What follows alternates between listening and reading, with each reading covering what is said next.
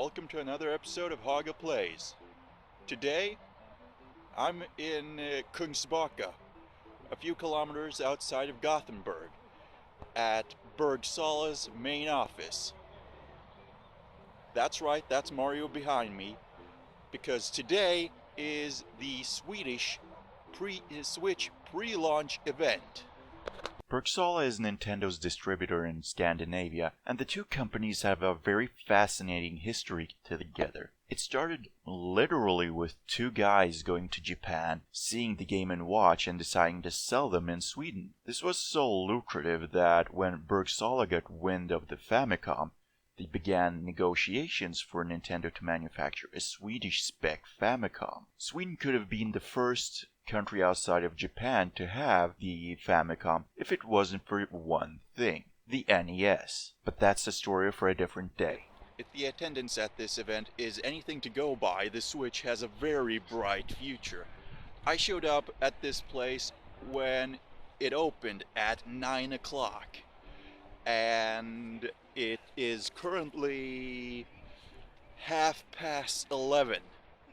At around 10, about 11 or so, they started to hand out queue numbers.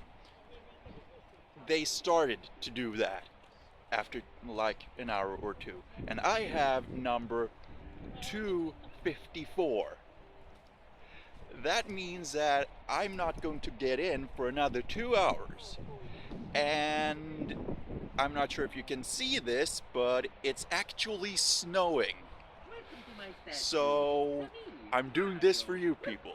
Not at all because I'm a big Nintendo fan and I actually want to play the Switch, but I'm doing it for you. Yeah, right. Oh, okay, no, maybe not. Apparently some people had started queuing at 10 in the afternoon the day before, and by the time I got inside, I had been standing in line for 7.5 hours. That wouldn't have been as much of an issue if it wasn't for the fact that the entire line was outdoors in February in Sweden, and that the Bergsala offices are an industrial lot rather than a convention center.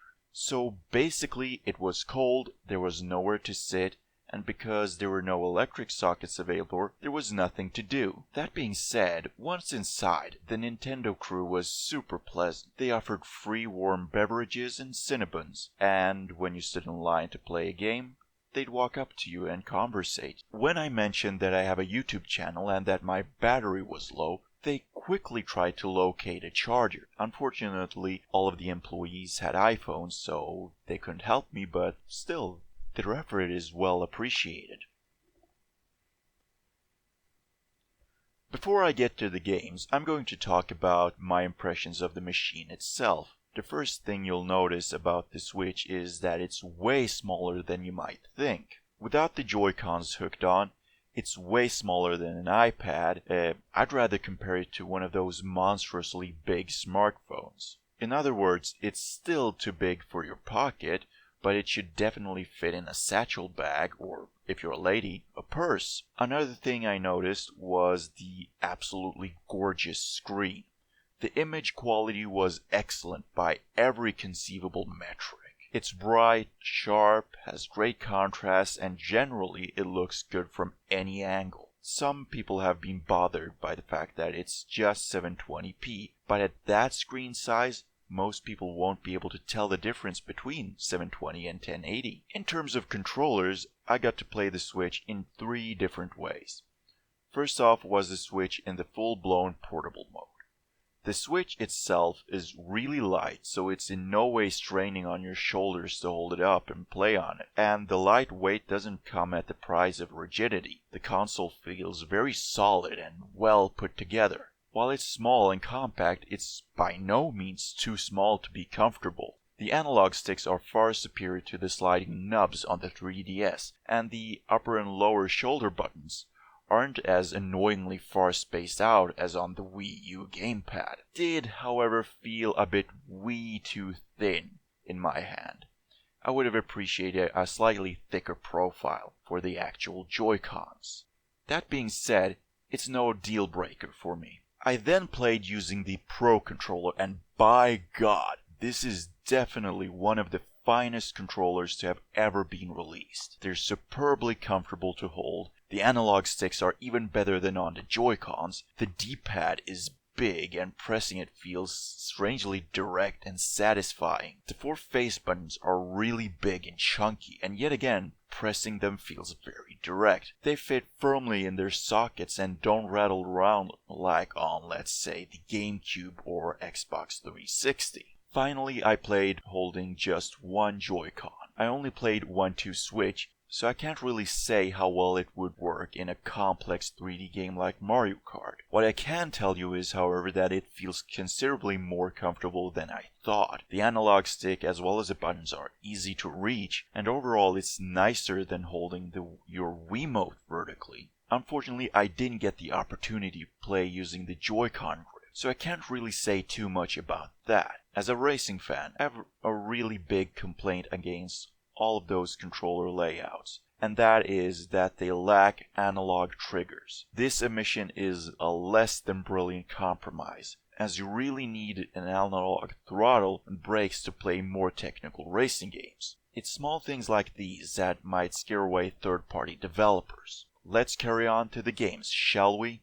The first game I stood in line for was Splatoon 2. Something I noticed while standing in line was the addition of a spectator mode. Basically, it shows the action from a more cinematic view, as well as a zoomed out map view, which gives you an excellent oversight of what's going on. This is an excellent feature that's undoubtedly going to be useful in tournaments.